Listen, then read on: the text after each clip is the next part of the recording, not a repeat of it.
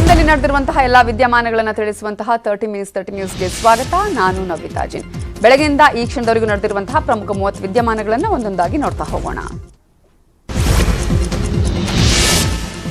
ಚಿಕ್ಕಮಗಳೂರು ಜಿಲ್ಲೆಯಲ್ಲಿ ಬಿಟ್ಟು ಬಿಡದೆ ಸುರಿತಾ ಇರುವ ಮಳೆ ಹತ್ತಾರು ಅವಾಂತರವನ್ನ ಸೃಷ್ಟಿಸುತ್ತಿದೆ. ಸಕರಾಯಪಟ್ಟಣದಲ್ಲಿ ಕಾರಿನಲ್ಲಿ ಕೊಚ್ಚಿ ಹೋಗ್ತಾ ಇದ್ದವರು ಅದೃಷ್ಟವಶಾತ್ ಪಾರಾಗಿದ್ದಾರೆ. ರಸ್ತೆ ಮೇಲೆ 5 ಅಡಿಯಷ್ಟು ನೀರು ಹರಿತಾ ಇದ್ರು. ಡ್ರೈವರ್ ಹುಚ್ಚು ಸಾಹಸಕ್ಕಿಳಿದಿದ್ದಾನೆ. ಈ ವೇಳೆ ಕಾರು ಕೊಚ್ಚಿ ಹೋಗೋದನ್ನ ನೋಡಿದ ಸ್ಥಳೀಯರು ಕಾರ್ನ ಗ್ಲಾಸ್ ಒಡೆದು ಇಬ್ಬರನ್ನ ರಕ್ಷಣೆ ಮಾಡಿದ್ದಾರೆ.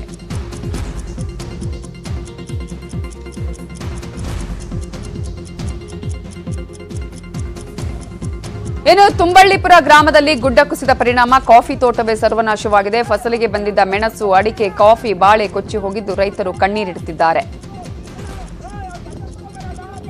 ಅತ್ತ ಬಾಳೆಹೊನ್ನೂರಿನ ಭದ್ರಾ ನದಿ ಸೇತುವೆ ಪಕ್ಕದಲ್ಲೇ ವಾಸಿಸುವ ಜನರಿಗೆ ನರಕ ದರ್ಶನವಾಗ್ತಿದೆ. ನದಿ ನೀರಿನ ಪ್ರಮಾಣ ಕ್ಷಣ ಕ್ಷಣಕ್ಕೂ ಹೆಚ್ಚಾಗ್ತಿದ್ದು ಯಾವುದೇ ಸಮಯದಲ್ಲೂ ಮನೆಗಳಿಗೆ ನೀರು ನುಗ್ಗೋ ಆತಂಕ ಎದುರಾಗಿದೆ. ಹೀಗಾಗಿ ಸುರಕ್ಷಿತ ಸ್ಥಳಗಳಿಗೆ ಸ್ಥಳಾಂತರಿಸುವಂತೆ ಜಿಲ್ಲಾಡಳಿತಕ್ಕೆ ಸಂತ್ರಸ್ತರು ಮನವಿ ಮಾಡುತ್ತಿದ್ದಾರೆ.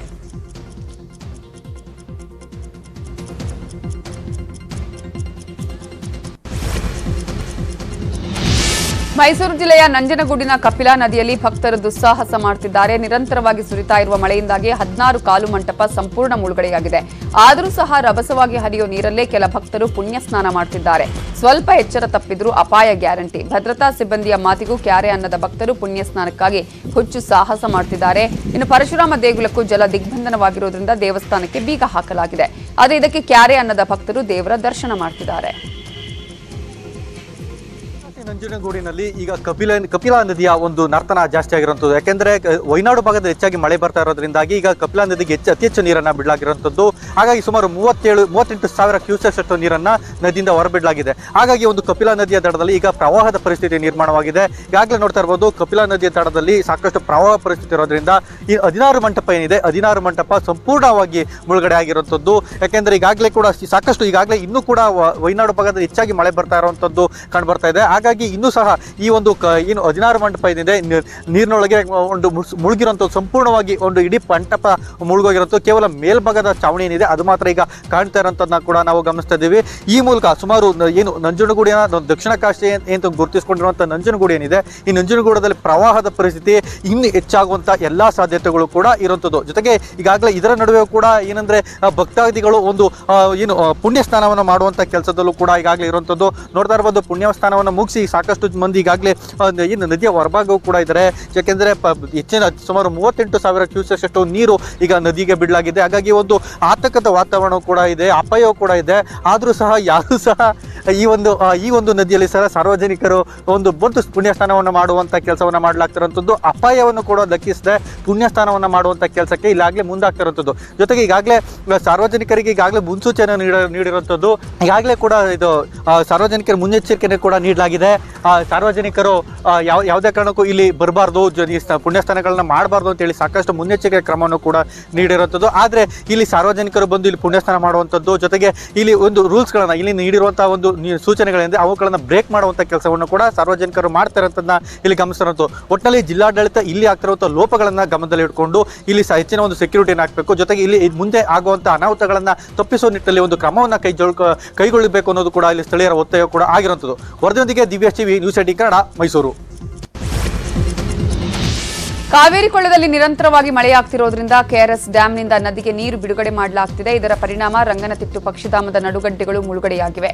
ನೀರಿನ ಅಬ್ಬರಕ್ಕೆ ಪಕ್ಷಿಗಳು ಕೊಚ್ಚಿ ಹೋಗಿದ್ದು ಮುಂಜಾಗ್ರತಾ ಕ್ರಮವಾಗಿ ಪ್ರವಾಸಿಗರಿಗೆ ನಿರ್ಬಂಧ ಹೇರಲಾಗಿದೆ.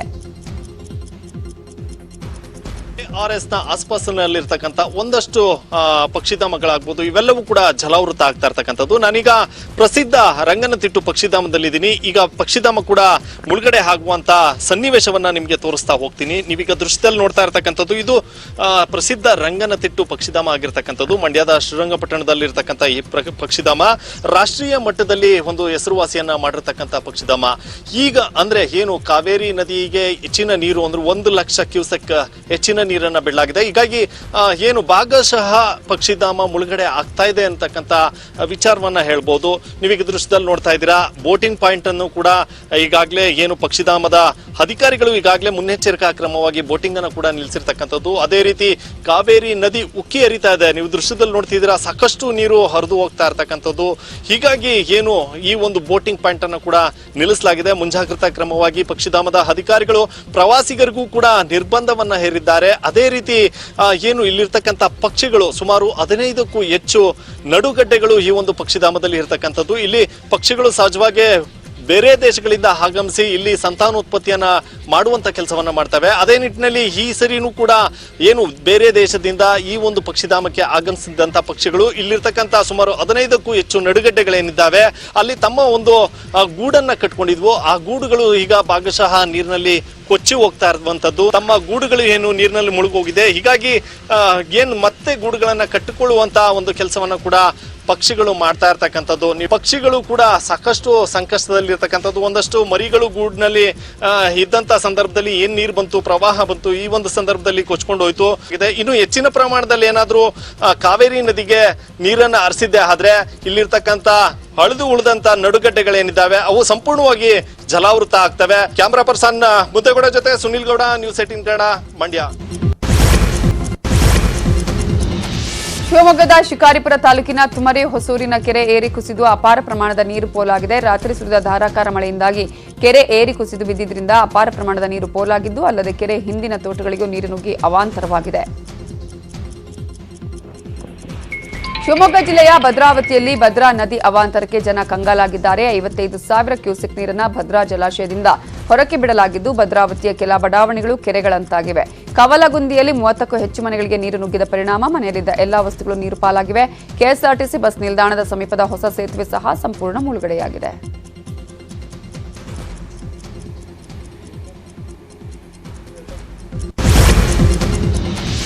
ರಾಜ್ಯಾದ್ಯಂತ ಅಬ್ಬರಿಸಿ ಬೊಬ್ಬಿರಿತಾ ಇರುವ ಮಳೆಯ ಅಬ್ಬರ ಕಡಿಮೆಯಾಗುವ ಹಾಗೆ ಕಾಣಿಸ್ತಾ ಇಲ್ಲ. ಬೆಳಗಾವಿ ಜಿಲ್ಲೆಯಲ್ಲಿ ನಿರಂತರವಾಗಿ ಮಳೆಯಾಗ್ತಿದ್ದು ಹಲವು ತಗ್ಗು ಪ್ರದೇಶಗಳಿಗೆ ನೀರು ನುಗ್ಗಿದೆ.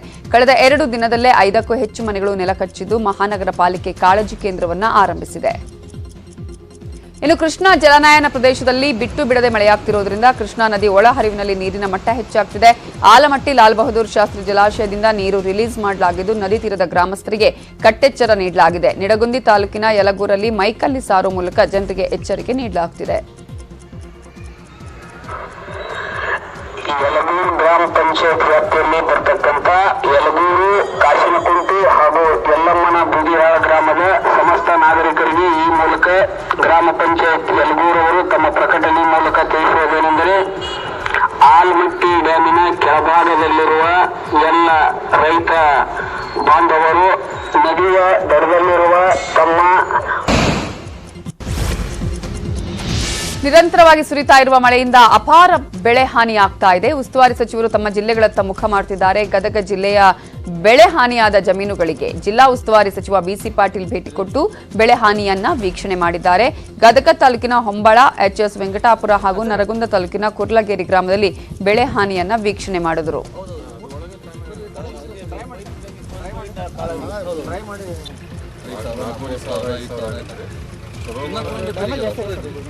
ಇನ್ನು ದಾವಣಗೆರೆಯಲ್ಲಿ ಉಸ್ತುವಾರಿ ಸಚಿವ ಭೈರತಿ ಬಸವರಾಜು ಸಹ ಪರಿಶೀಲನೆ ಮಾಡಿದ್ರು. ದಾವಣಗೆರೆ ಚನ್ನಗಿರಿ ಮಧ್ಯ ರಾಜ್ಯ ಹೆದ್ದಾರಿ ಕುಸಿತವಾಗಿದ್ದು ಅಲ್ಲಿಗೂ ಭೇಟಿ ಕೊಟ್ಟು ಮಾಹಿತಿ ಸಂಗ್ರಹಿಸಿದ್ರು. ಈ ವೇಳೆ ಮಾತಾಡಿದ ಸಚಿವರು, ಈ ಹೆದ್ದಾರಿ ಕಾಮಗಾರಿ 1.70 ಕೋಟಿ ರೂಪಾಯಿ ಇದಕ್ಕೆ ಬಿಡುಗಡೆ ಮಾಡಲಾಗಿದೆ. ಜನ ಅಕ್ಕಪಕ್ಕ ತಡೆಗೋಡೆ ನಿರ್ಮಾಣ ಮಾಡಲು ಮನವಿ ಮಾಡಿದ್ದಾರೆ. ಈ ಬಗ್ಗೆ ಟೆಕ್ನಿಕಲ್ ಇಂಜಿನಿಯರ್ ಜೊತೆ ಮಾತನಾಡಿ ಏನ್ ಮಾಡಬೇಕು ಅನ್ನುವ ನಿರ್ಧಾರ ತಗೊಳ್ತೀವಿ ಅಂತ ಹೇಳಿದ್ರು. ಬಿಟ್ಟು ಬಿಡದೆ ಸುರಿತಾ ಇರುವ ಮಳೆಯಿಂದಾಗಿ ಯಾದಗಿರಿ ಜಿಲ್ಲೆಯ ರೈತರು ಕಣ್ಣೀರಲ್ಲಿ ಕೈ ತೊಳಿತಿದ್ದಾರೆ. ಯಾದಗಿರಿ ಜಿಲ್ಲೆಯಲ್ಲಿ 12,000 ಹೆಕ್ಟೇರ್ ಪ್ರದೇಶದ ಬೆಳೆ ಹಾನಿಯಾಗಿದ್ದು, ಸಾಲ ಸೋಲ ಮಾಡಿ ಹತ್ತಿ, ಹೆಸರು ಬೆಳೆದಿದ್ವು. ಆದರೆ ಈಗ ನಮಗೆ ಬೇಸರ ಆಗಿದೆ ಅಂತ ಹೇಳಿ ರೈತರು ಕಂಗಾಲಾಗಿದ್ದಾರೆ. ಸರ್ಕಾರ ಹೆಚ್ಚಿನ ಪ್ರಮಾಣದಲ್ಲಿ ಪರಿಹಾರ ಕೊಡಬೇಕು ಅಂತ ಅಂಗಲಾಚುತ್ತಿದ್ದಾರೆ. ಯಾದಗಿರಿ ಜಿಲ್ಲೆಯಲ್ಲಿ ನಿರಂತರವಾಗಿ ಸುರಿದಂತ ಮಳೆಗೆ ರೈತರು ಈಗ ಕಣ್ಣೀರಲ್ಲಿ ಕೈ ತೊಳಿತಾ ಇದ್ದಾರೆ. ಯಾದಗಿರಿ ಜಿಲ್ಲೆಯಲ್ಲಿ ಈಗಾಗಲೇ ಅಪಾರ ಪ್ರಮಾಣದ ಬೆಳೆ ಕೂಡ ಹಾನಿಯಾಗಿದೆ. ನಾವೀಗ ಯಾದಗಿರಿ ಜಿಲ್ಲೆಯ ವಡಗೇರ ತಾಲೂಕಿನ ಬೀರ್ನಾಳ್ ಭಾಗದ ಜಮೀನು ಪ್ರದೇಶದಲ್ಲಿದ್ದೀವಿ. ಖುದ್ದಿಲ್ಲಿ ನೋಡ್ಬೋದು, ಯಾದಗಿರಿ ಜಿಲ್ಲೆಯಲ್ಲಿ ಹೆಚ್ಚಿನ ಪ್ರಮಾಣದ ಮಳೆಯಾದ ಹಿನ್ನೆಲೆಯಲ್ಲಿ ಕೂಡ ಸಂಪೂರ್ಣವಾಗಿ ಹಾನಿಯಾಗಿದೆ. ಈಗಲೇ ರೈತರು ಈ ಬಾರಿ ಒಳ್ಳೆಯ ನಿರೀಕ್ಷೆ ಇಟ್ಕೊಂಡು ಸಾಲ ಸೂಲ ಮಾಡಿ ಉತ್ತಮ ಬೆಳೆ ಬೆಳೆದು ಆದಾಯ ಸಂಪಾದನೆ ನಿರೀಕ್ಷೆ ಇಟ್ಕೊಂಡಿದ್ರು. ಆದರೆ ಯಾದಗಿರಿ ಜಿಲ್ಲೆಯಲ್ಲಿ ನಿರಂತರವಾಗಿ ಹೆಚ್ಚಿನ ಪ್ರಮಾಣದ ಮಳೆ ಸುರಿದ ಹಿನ್ನೆಲೆಯಲ್ಲಿ ಕೂಡ ಹತ್ತಿ ಬೆಳೆ ಕೂಡ ಹಾನಿಯಾಗಿದೆ. ಯಾದಗಿರಿ ಜಿಲ್ಲೆಯಲ್ಲಿ ಸುಮಾರು 1,50,000 ಹೆಕ್ಟೇರ್ ಪ್ರದೇಶದಲ್ಲಿ ರೈತರು ಹತ್ತಿ ಬೆಳೆ ಬೆಳೀತಾ ಇದ್ರು. ಆದರೆ ಈಗ ಯಾದಗಿರಿ ಜಿಲ್ಲೆಯಲ್ಲಿ ಸುಮಾರು 5,000ಕ್ಕೂ ಹೆಚ್ಚು ಹೆಕ್ಟೇರ್ ಪ್ರದೇಶದಲ್ಲಿ ಹತ್ತಿ ಬೆಳೆ ಕೂಡ ಹಾನಿಯಾಗಿದೆ. ಅದೇ ರೀತಿಯಾಗಿ ಹೆಸರು ಬೆಳೆ ಕೂಡ ಹಾನಿಯಾಗಿದೆ. ನಾವು ನೋಡ್ಬೋದು ನಿರಂತರವಾಗಿ ಮಳೆ ಸುರಿದ ಹಿನ್ನೆಲೆಯಲ್ಲಿ ಕೂಡ ಜಮೀನಿನಲ್ಲಿ ನೀರು ಸಂಗ್ರಹವಾಗಿ ತೇವಾಂಶ ಹೆಚ್ಚಾಗಿ ಹತ್ತಿ ಬೆಳೆ ಕೂಡ ಹಾನಿಯಾಗಿದ್ದು, ಈಗ ಬೆಳೆ ಕೂಡ ರೈತರು ಏನಂತಂದರೆ ಬೆಳೆ ಒಣಗಿದ್ದು ಆ ಬೆಳೆಯನ್ನು ಕೂಡ ತೆಗೆದು ರೈತರು ಎಲ್ಲ ಒಂದು ಕಡೆ ಈ ಬಾರಿ ಉತ್ತಮ ನಿರೀಕ್ಷೆ ಇಟ್ಕೊಂಡಿದ್ರು. ಹೀಗಾಗಿ ಸುಮಾರು ಯಾದಗಿರಿ ಜಿಲ್ಲೆಯಲ್ಲಿ ಇಲ್ಲಿವರೆಗೆ ಏನಂತಂದರೆ ಹೆಚ್ಚಿನ ಮಳೆ 12,000 ಹೆಕ್ಟೇರ್ ಪ್ರದೇಶಕ್ಕೂ ಹೆಚ್ಚು ಬೆಳೆ ಕೂಡ ಹಾನಿಯಾಗಿದೆ. ಖುದ್ದಲ್ಲಿ ರೈತರು ಕೂಡ ನಮ್ಮ ಜೊತೆ ಇದ್ದಾರೆ. ಏನಾದ ಕಾರಣ ಯಾದಗಿರಿ ಜಿಲ್ಲೆಯಲ್ಲಿ ಹೆಚ್ಚಿಗೆ ಮಳೆ ಬಂದು ಬೆಳೆ ಎಲ್ಲ ಹಾನಿಯಾಗಿದೆ. ನೀವು ಭಾಳ ನಿರೀಕ್ಷೆ ಇಟ್ಕೊಂಡಿದ್ರಿ, ಏನೇನು ಹೋಗ್ಯದ್ರಿ ಬೆಳೆ? ಹತ್ತಿ ಹೋಗ್ಯದ್ರಿ, ಹೆಸರು ಹೋಗ್ಯಾವ, ಏನು ಕೋಳಿ ಸಂತೆಗೆ ಲಾಸ್ ಆಗಿಬಿಟ್ಟದ್ರಿ ಎಲ್ಲ. ಎಲ್ಲ ಏನು ಉಳಿದಿಲ್ರಿ ಅದ್ರಾಗ. ಈಗ ಅಂತಂದ್ರೆ ಹೊಲ್ದಾಗ ನೀರವ ಅಂದ್ರೆ ನೀರು ಕಡಿಮೆ ಆದ್ಮೇಲೆ ಏನು ಬೆಳೆ ಬರೋದಿಲ್ಲ. ಇದು ಬರಲ್ಲ. ಎಲ್ಲಿ ಬರ್ತಾರೆ ಇದು ಎಲ್ಲ ಕಲಾಸ ಒಣಗಿ ಹೋಗ್ಯದ, ಎಲ್ಲಿ ಬರ್ತದ್ರಿ ಅದ್ರಾಗ ಏನಾದ್ರಿ ಈಗ? ಇದು ಇಲ್ಲಿನ ರೈತರ ಮಾತಾಗಿದೆ. ಸರ್ಕಾರ ನೀಡುವ ಪರಿಹಾರ ಕೂಡ ಸರಿ ಹೋಗೋದಿಲ್ಲ. ಸರ್ಕಾರ ಹೆಚ್ಚಿನ ಪರಿಹಾರ ನೀಡಿ ರೈತರಿಗೆ ಅನುಕೂಲ ಕಲ್ಪಿಸಬೇಕೆಂದು ಇಲ್ಲಿನ ರೈತರ ಮಾತಾಗಿದೆ. ನಾಗಪ್ಪ ಮಾಲಿ ಪಟೇಲ್, ನ್ಯೂಸ್ 18 ಕನ್ನಡ, ಯಾದಗಿರಿ. ಬೆಳಗಾವಿಯಲ್ಲೂ ಮಳೆಯ ಅಬ್ಬರ ಕಡಿಮೆಯಾಗುವ ಹಾಗೆ ಕಾಣಿಸ್ತಾ ಇಲ್ಲ. ಬಳ್ಳಾರಿ ನಾಲಾ ನೀರು ನುಗ್ಗಿದ ಪರಿಣಾಮ ನೂರಾರು ಎಕರೆ ಭತ್ತದ ಗದ್ದೆ ಜಲಾವೃತವಾಗಿದೆ.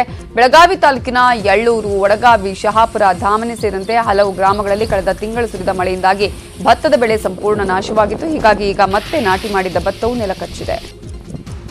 ಬೆಳಗಾವಿಯಲ್ಲಿ ಸತತ 4 ದಿನಗಳಿಂದ ಧಾರಾಕಾರವಾಗಿ ಮಳೆಯಾಗುತ್ತಿದ್ದು ಬೆಳಗಾವಿ ಬೆಳೆಯುವ ಬಳ್ಳಾರಿ ನಾಲಾ ಉಕ್ಕಿ ಹರಿತಾ ಇದೆ. ಈ ಪರಿಣಾಮ ಸಾವಿರಾರು ಎಕರೆ ಪ್ರದೇಶದಲ್ಲಿ ಬೆಳೆದಂತಹ ಭತ್ತ, ಮೆಕ್ಕೆಜೋಳ ಸೇರಿದಂತೆ ಬೆಳೆಗಳು ಜಲಾವೃತಗೊಂಡಿರ್ತಕ್ಕಂಥದ್ದು. ನಾನೀಗ ಬೆಳಗಾವಿ ಹೊರವಲಯದ ಎಳ್ಳೂರು ರಸ್ತೆಯಲ್ಲಿದ್ದೇನೆ. ನೋಡ್ಬೋದು ಯಾವ ರೀತಿ ಇಲ್ಲಿ ಏನು ಜಮೀನುಗಳು ಜಲಾವೃತಗೊಂಡಿದೆ ಅಂತ ಹೇಳ್ಬೋದು. ಇದು ಕಳೆದ ತಿಂಗಳು ಕೂಡ ಇದೇ ರೀತಿ ಮಳೆಯಾದ ಸಂದರ್ಭದಲ್ಲಿ ಸಾವಿರಾರು ಎಕರೆ ನೀರಿನಲ್ಲಿ ಭತ್ತ ಮುಳುಗಿ ಹೋಗಿತ್ತು. 2ನೇ ಬಾರಿ ಇಲ್ಲಿನ ರೈತರು ನಾಟಿ ಮಾಡಿದ್ದಾರೆ. ಈಗ ಕೂಡ ಅದೇ ಸ್ಥಿತಿ ನಿರ್ಮಾಣವಾಗಿರ್ತಕ್ಕಂಥದ್ದು. ಏನು ಬೆಳಗಾವಿಯ ಎಳ್ಳೂರು ರಾಜಹಂಸ ಗಢದಿಂದ ಹರಿದು ಬರೋ ನೀರು ಬಳ್ಳಾರಿ ನಾಲಾದಿಂದ 28 ಕಿಲೋಮೀಟರ್ ಹುದುಲಿವರೆಗೆ ಇಲ್ಲಿನ ನೀರು ಹರಿಯುತ್ತೆ. ಮುಂದೆ ಇದು ಮಾರ್ಕಂಡೆಯ ನದಿ ನೀರಿರುತ್ತೆ. ಬಳ್ಳಾರಿ ನಾಲಾ ಅಭಿವೃದ್ಧಿ ಮಾಡಬೇಕು ಅಂತೇಳಿ ಸರ್ಕಾರದ ಮುಂದೆ ಅನೇಕ ಸಂದರ್ಭದಲ್ಲಿ ಬೇಡಿಕೆ ಇಟ್ಟರು ಕೂಡ ಯಾವುದೂ ಈಡೇರಿಲ್ಲ. ಏನು ಬಳ್ಳಾರಿ ನಾಲದ ಆಧುನೀಕರಣ ಕೇವಲ ಪುಸ್ತಕದಲ್ಲಿ ಮಾತ್ರ ಉಳಿದಿದೆ. ಇದರಿಂದ ಬೆಳಗಾವಿಯ ದಕ್ಷಿಣ ಕ್ಷೇತ್ರದಲ್ಲಿ ಏನು ನಗರ ಬೆಳವಣಿಗೆ ಆಗ್ತಿಲ್ಲ. ಸಾಕಷ್ಟು ಪ್ರಮಾಣದಲ್ಲಿ ನೀರು ಬಂದು ಅನೇಕ ಬಡಾವಣೆಗಳು, ಪ್ರಮುಖವಾಗಿ ಎಳ್ಳೂರು, ವಡಗಾವಿ, ಹಳೆ ಬೆಳಗಾವಿ ಸೇರಿದಂತೆ ಬಸವನಕುರ್ಚಿ, ಶಹಾಪುರ ಸೇರಿದಂತೆ ಅನೇಕ ಬಡಾವಣೆಗಳಿಗೆ ಪ್ರತಿ ವರ್ಷವೂ ಕೂಡ ಸಾಕಷ್ಟು ಹಾನಿ ಸಂಭವಿಸುತ್ತೆ. ಆದರೂ ಕೂಡ ಸರ್ಕಾರ ಎಚ್ಚೆತ್ತುಕೊಂಡಿಲ್ಲ. ಈ ಬಗ್ಗೆ ಸರ್ಕಾರ ಮತ್ತು ಜಿಲ್ಲಾ ಉಸ್ತುವಾರಿ ಸಚಿವರಲ್ಲಿ ದ್ವಂದ್ವ ಇರತಕ್ಕಂಥದ್ದು. ಈ ಬಗ್ಗೆ ಮಾತಾಡೋಕ್ಕೆ ಸ್ಥಳೀಯ ರೈತರು ನಮ್ಮ ಜೊತೆಗಿದ್ದಾರೆ. ಸರ್, ಪ್ರತಿ ವರ್ಷ ಎಳ್ಳೂರು ಬಳ್ಳಾರಿ ನಾಲಾ ಅಭಿವೃದ್ಧಿ ಮಾಡ್ತೀವಿ ಅಂತ ಹೇಳ್ತಾರೆ, ಏನಾಗಿದೆ ಇದುವರೆಗೂ? ಸರ್, ಇದು ಸಮಸ್ಯೆ 2013ದಿಂದ ಹಂಗಾಯ್ತು ರೀ. ನಾವು ಪ್ರತಿ ವರ್ಷ ಸರ್ಕಾರಕ್ಕೆ ಮತ್ತು ಜಿಲ್ಲಾಡಳಿತಕ್ಕೆ ನಾವು ಪದೇ ಮನವಿ ಕೊಟ್ಟು ರೈತರು ಭೇಟಿಯಾಗೋದು ಸಹ ಇನ್ನೂವರೆಗೆ ಏನೂ ಆಗಿಲ್ಲ. ಮತ್ತು ಸರ್ಕಾರ ನಮ್ದೇನೈತಿ, ನಿಮ್ಮ ಪರಿಹಾರ ಎಷ್ಟು ಕೊಡೋದು ನೀವು? 13,000 ರೂಪಾಯಿ ಹೆಕ್ಟರ್ಗೆ ಕೊಡವ್ರೆ. ಅಂದರೆ ಎಕರೆಗೆ ಎಷ್ಟಾಯ್ತು ಅದು ವಿಚಾರ ಮಾಡಿ. ಮತ್ತು ನಾವೇ ಸರ್ಕಾರ ನಿಮ್ಮ ಪರಿಹಾರ ಬೇಡ, ಬೆಳಾರಿ ನಾಲಾ ಕ್ಲೀನ್ ಮಾಡಿಕೊಡ್ರಿ, ನಿಮ್ಮ ಪರಿಹಾರ ಕೊಡೋದು ನಮ್ಗೆ ಸಂಬಂಧನೇ ಬರಂಗಿಲ್ಲ ರೀ. ಹೆಂಗೈತಿ ರೀ? ಹಾಂ ನೋಡ್ರಿ, ಈಗ ಉಸ್ತುವಾರಿ ಮಿನಿಸ್ಟರ್ ಹೇಳಿದಾರು ಸರ್ವೆ ಮಾಡ್ರಿ ಅಂತ ಹೇಳಿದಾರೆ. ಸರ್ವೆ ಮಾಡ್ರಿ, ಇನ್ನೂವರೆಗೆ ಯಾರೂ ಬಂದಿಲ್ಲ. ನಿಮ್ಗೆ ಕನಸು ಬರತೈತಿ, ನಿನ್ನೆ DC ಸಾಹೇಬರು ಬಂದು ಬಳ್ಳಾರಿ ನಾಲಾ ಕಡೆ ಬಂದು ಹೋದಾರ ಅಂತ ಹೇಳತ್ತಾರು. ಇನ್ನೂವರೆಗೆ ನಮಗೆ ಅದು ಇದು ಕನ್ಫರ್ಮ್ ಆಗಿಲ್ಲ. ಆದರೂ ಕೂಡ DC ಸಾಹೇಬರು ಒಂದು ಆ್ಯಕ್ಟಿವ್ DC ಸಾಹೇಬರು ಅದಾರ ಅಂತ ಹೇಳ್ತಾರೆ. ಅವರೆಲ್ಲ ಇದಕ್ಕೆ ಸರ್ವೆ ಮಾಡಿ ಎಲ್ಲ ರೈತರ ಪರವಾಗಿ ವಿಚಾರ ಮಾಡಿ ಬಳ್ಳಾರಿ ನಾಲಾ ಕ್ಲೀನ್ ಮಾಡಬೇಕಂತ ನಮ್ಮ ಎಲ್ಲ ರೈತರ ವತಿಯಿಂದ ಒತ್ತಾಯ ಐತೆ. ಈ ಭಾಗದ ರೈತರು ಕಳೆದ ಅನೇಕ ದಿನಗಳಿಂದ ಕೂಡ ಬಳ್ಳಾರಿ ನಾಲದ ಅಭಿವೃದ್ಧಿ ಬಗ್ಗೆ ಮಾತಾಡ್ತಾರೆ. ಇದುವರೆಗೂ ಕೂಡ ಯಾವುದೇ ಕಾರ್ಯರೂಪಕ್ಕೆ ಬಂದಿಲ್ಲ. ನಿನ್ನೆ ಜಿಲ್ಲಾಧಿಕಾರಿಗಳು ಸ್ಥಳಕ್ಕೆ ಭೇಟಿ ನೀಡಿ ಪರಿಶೀಲನೆ ನಡೆಸಿದ್ದಾರೆ. ಈ ಭಾಗದ ಸಭೆ ಮಾಡ್ತೀವಿ ಅಂತ ಹೇಳಿದ್ದಾರೆ. ಆದರೆ ಸಭೆಗಷ್ಟೇ ಸೀಮಿತವಾಗಿದೆ, ಒಂದು ಕಾರ್ಯರೂಪಕ್ಕೆ ಬರಬೇಕು ಅಂತ ಹೇಳಿ ಇಲ್ಲಿನ ರೈತರ ಆಗ್ರಹವಾಗಿದೆ. ಚಂದ್ರಕಾಂತ್ ಸುಗಂಧಿ, ನ್ಯೂಸ್ 18 ಕನ್ನಡ, ಬೆಳಗಾವಿ. ಸೃಷ್ಟಿಸುತ್ತಿದೆ. ಮದೆನಾಡು ಬಳಿಯ ರಸ್ತೆ ಪಕ್ಕದ ಗುಡ್ಡದಲ್ಲಿ ಬಿರುಕು ಕಾಣಿಸಿಕೊಂಡಿದ್ದು ಮತ್ತಷ್ಟು ಆತಂಕ ಹೆಚ್ಚಾಗಿದೆ. 2018ರಲ್ಲಿ ಗುಡ್ಡ ಕುಸಿದ ಜಾಗದಲ್ಲೇ ಈಗಲೂ ಬಿರುಕು ಕಾಣಿಸಿದೆ. ಮೇಲ್ಭಾಗದಲ್ಲಿ ಬಿರುಕು ಕಾಣಿಸಿಕೊಂಡಿರುವುದರಿಂದ ಯಾವಾಗ ಬೇಕಿದ್ರೂ ಗುಡ್ಡ ಕುಸಿಯುವ ಭೀತಿ ಶುರುವಾಗಿದೆ.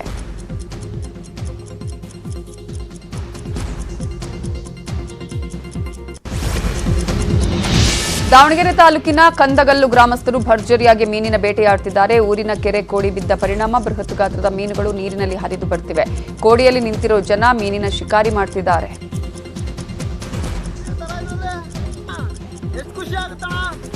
ಸಿಕ್ಕಾಪಟ್ಟೆ ಖುಷಿ ಅಲ್ಲ ನೋಡ್ರಿ ಯಾವ ರೀತಿ ಹೊಡೆದಾರ ಇಬ್ರು ಎತ್ತ ಖುಷಿ ಹೇಗೆ ಹೊಡೆಯೋಣ. ಕಂದಕಲ್ ಗ್ರಾಮದ ಕೆರೆ ತುಂಬಿದೆ ನೋಡಿ, ನೀರು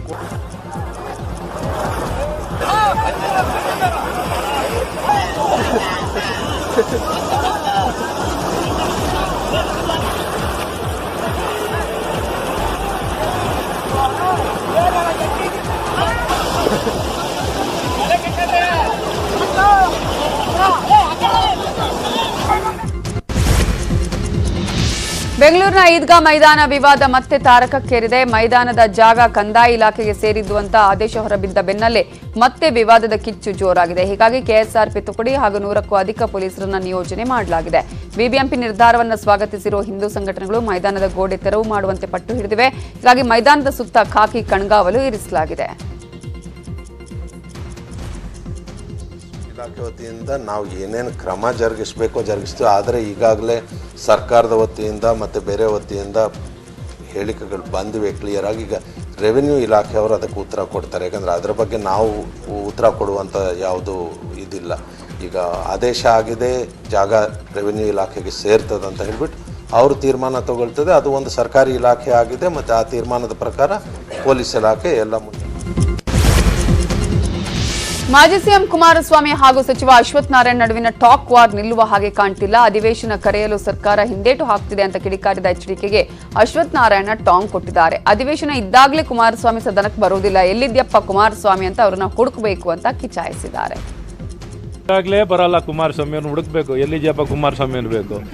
ಸದನಕ್ಕೆ ಬರಲ್ಲ, ಸದನ ಇದ್ದಾಗೆ ಬರಲಿಲ್ಲ, ಬರ್ದಿದ್ದಾಗೆ ಅನ್ಕೊಂಡು ಸುಮ್ಮನೆ ಇದೆ ಹೇಳ್ತಾರಲ್ಲ. ಈಗ ಸಿದ್ದರಾಮಯ್ಯ ಮಾತಾಡ್ತಾರಲ್ಲ ಹಂಗೆ ಇವರು ಮಾತಾಡೋದು, ಸುಮ್ಮನೆ ಹೊಡಿತಾ ಇರೋದು.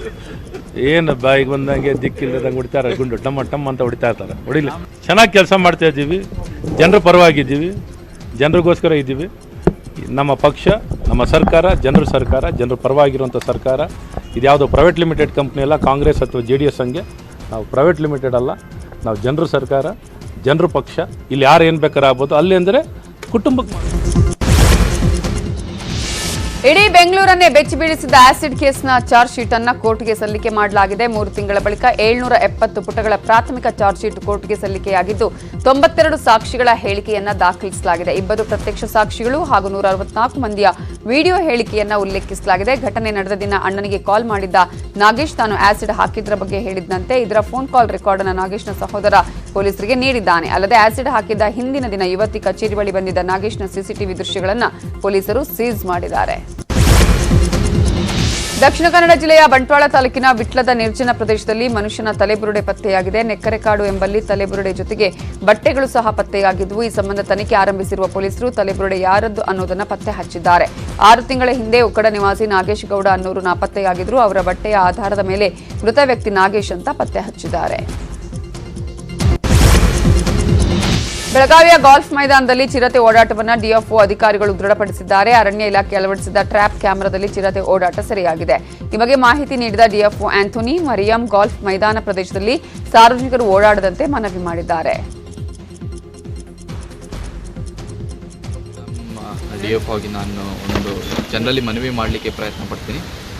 ಏನಂದರೆ ನಮ್ಮಲ್ಲಿ ಸ್ವಲ್ಪ ಈ ಗಾಲ್ಫ್ ಕೋರ್ಸಲ್ಲಿ ಒಂದು ಚಿರತೆ ಇರೋದು ನಿನ್ನೆ ರಾತ್ರಿ ನಮ್ಮ ಟ್ರ್ಯಾಪ್ ಇಮೇಜಸಲ್ಲಿ ಸೆರೆ ಆಗಿದೆ. ಸೊ ಇದು ಗಾಲ್ಫ್ ಕೋರ್ಸ್ ಸುತ್ತ ಒಳಗೇನೆ ಅಡ್ಡಾಡ್ತಾ ಇರೋದ್ರಿಂದ ಗಾಲ್ಫ್ ಕೋರ್ಸ್ನೇ ಒಂದು ಸ್ವಲ್ಪ ಮನೆ ಮಾಡ್ಕೊಂಡಿದೆ. ಆದ್ದರಿಂದ ಸ್ವಲ್ಪ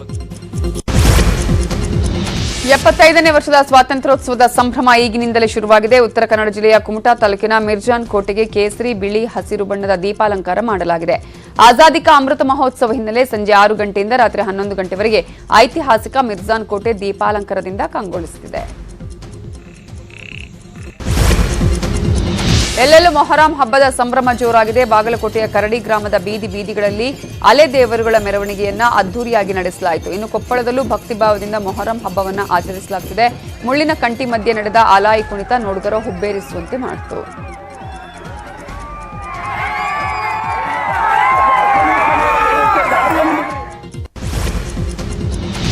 ಬಿಹಾರದ ಮೈತ್ರಿ ಸರ್ಕಾರ ಪತನವಾಗುವ ಎಲ್ಲ ಲಕ್ಷಣ ಕಾಣಿಸುತ್ತಿದೆ. ಬಿಜೆಪಿ ಜೊತೆ ಮುನಿಸಿಕೊಂಡಿರುವ ನಿತೀಶ್ ಕುಮಾರ್ ಎನ್ಡಿಎ ಸಖ್ಯ ತೊರೆಯಲು ಮುಂದಾದಂತೆ ಕಾಣಿಸುತ್ತಿದೆ. ಇವತ್ತು ಜೆಡಿಯು ಪಕ್ಷದ ಶಾಸಕರು ಸಂಸದರ ಜೊತೆ ನಿತೀಶ್ ಮಹತ್ವದ ಸಭೆ ನಡೆಸಲಿದ್ದು ತಮ್ಮ ನಿರ್ಧಾರವನ್ನ ಘೋಷಿಸಲಿದ್ದಾರೆ. ಈ ಎಲ್ಲ ಬೆಳವಣಿಗೆಗಳ ಬೆನ್ನಲ್ಲೇ ಅತ್ತ ಆರ್ಜೆಡಿ ನಾಯಕಿ ಹಾಗೂ ಲಾಲು ಪತ್ನಿ ರಾಬ್ರಿ ದೇವಿ ಮನೆಯಲ್ಲಿ ಆರ್ಜೆಡಿ ಶಾಸಕರ ಸಭೆ ನಡೆಸಲಾಗಿದ್ದು ಕಾಂಗ್ರೆಸ್ ಹಾಗೂ ಎಡಪಕ್ಷದ ಶಾಸಕರು ಭಾಗಿಯಾಗಿದ್ದರು. ಈ ವೇಳೆ ನಿತೀಶ್ಗೆ ಬೆಂಬಲ ನೀಡಲು ಸಮ್ಮತಿ ಸೂಚಿಸಿದ್ದಾರೆ ಅಂತ ಹೇಳಲಾಗುತ್ತಿದೆ. ಕಳೆದ 4 ದಿನಗಳಿಂದ ಉತ್ತರ ಪ್ರದೇಶ ಪೊಲೀಸರ ಕೈಗೆ ಸಿಗದೆ ಓಡಾಡ್ತಾ ಇದ್ದ ಬಿಜೆಪಿಯ ಕಿಸಾನ್ ಮೋರ್ಚಾದ ರಾಷ್ಟ್ರೀಯ ಕಾರ್ಯಕಾರಿಣಿ ಸದಸ್ಯ ಶ್ರೀಕಾಂತ್ ತ್ಯಾಗಿಯನ್ನ ಕೊನೆಗೂ ಲಾಕ್ ಮಾಡಲಾಗಿದೆ. ಮಹಿಳೆ ಮೇಲೆ ಹಲ್ಲೆ ನಡೆಸಿದ ಪ್ರಕರಣದಡಿ ಮೀರತ್ನಲ್ಲಿ ತ್ಯಾಗಿಯನ್ನ ಬಂಧಿಸಿರುವ ಪೊಲೀಸರು ವಿಚಾರಣೆಗೆ ಒಳಪಡಿಸಿದ್ದಾರೆ. ನಿನ್ನೆಯಷ್ಟೇ ಶ್ರೀಕಾಂತ್ ತ್ಯಾಗಿಯ ಅಪಾರ್ಟ್ಮೆಂಟ್ ನೆಲಸಮಗೊಳಿಸಿದ್ದ ಯೋಗಿ ಸರ್ಕಾರ ಇವತ್ತು ಆರೋಪಿಯನ್ನ ಬಂಧಿಸಿದೆ. ಅಂತೂ ಇಂತೂ 1 ತಿಂಗಳ ಬಳಿಕ ಮಹಾರಾಷ್ಟ್ರ ಮೈತ್ರಿ ಸರ್ಕಾರದ ಸಂಪುಟ ವಿಸ್ತರಣೆಯಾಗಿದೆ. ಏಕನಾಥ್ ಶಿಂದೆ ನೇತೃತ್ವದ ಸರ್ಕಾರಕ್ಕೆ 18 ನೂತನ ಸಚಿವರ ಎಂಟ್ರಿ ಆಗಿದ್ದಾರೆ. ಬಿಜೆಪಿಯ 9 ಶಾಸಕರು ಹಾಗೂ ಶಿವಸೇನೆಯ 9 ಶಾಸಕರು ಮಹಾರಾಷ್ಟ್ರ ರಾಜಭವನದ ದರ್ಬಾರ್ ಹಾಲ್ನಲ್ಲಿ ಪ್ರಮಾಣ ವಚನ ಸ್ವೀಕರಿಸಿದರು. ರಾಜ್ಯಪಾಲ ಭಗತ್ ಸಿಂಗ್ ಕೋಶಿಯಾರಿ ಪ್ರತಿಜ್ಞಾ ವಿಧಿಯನ್ನ ಬೋಧಿಸಿದ್ದಾರೆ. ಐಸ್ಲ್ಯಾಂಡ್ನ ಕಣಿವೆಯೊಂದರಲ್ಲಿ ಜ್ವಾಲಾಮುಖಿಯಿಂದ ಲಾವಾರಸ ಉಕ್ಕಿ ಹರಿತಾ ಇದೆ. ಜ್ವಾಲಾಮುಖಿಯಿಂದ ಸೃಷ್ಟಿಯಾಗಿರುವ ಹಾನಿಕಾರಕ ಅನಿಲಗಳು ಹತ್ತಿರದ ಹಳ್ಳಿಗೆ ವ್ಯಾಪಿಸಿ ಗಾಳಿಯನ್ನ ಕಲುಷಿತಗೊಳಿಸುತ್ತಾ ಇದೆ. ಇದು ಐಸ್ಲ್ಯಾಂಡ್ ರಾಜಧಾನಿಗೆ ಹರಡುವ ಸಾಧ್ಯತೆ ಇದೆ.